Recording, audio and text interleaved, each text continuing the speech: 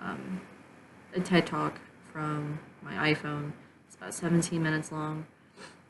It was about a school principal who was a special needs teacher prior to her being there, and she had this student once, after introducing herself, pretty much say, Miss, why are you calling this a school? It's not a school, which the principal could relate to because the school she went to pretty much was not a school.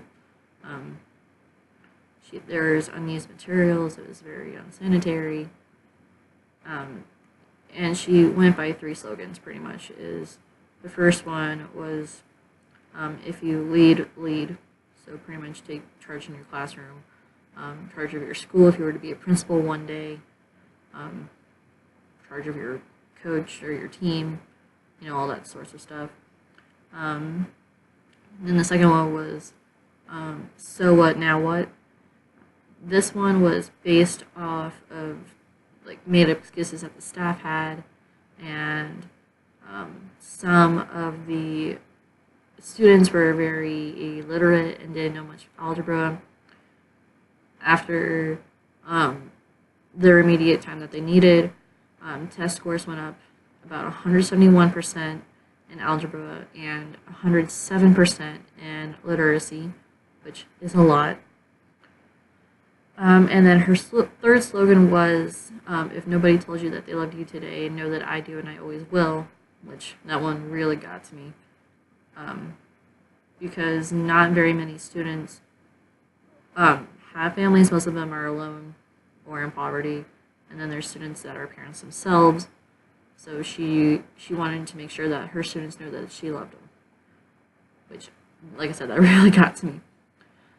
I can't see my classroom using Facebook, Instagram, Snapchat, Twitter in my classroom. Like I said, I'm not much on social media. It's just something I don't believe in, especially for especially for an elementary school setting, which is what I'm wanting to teach. Probably not for a high school setting. That may or may not change my mind.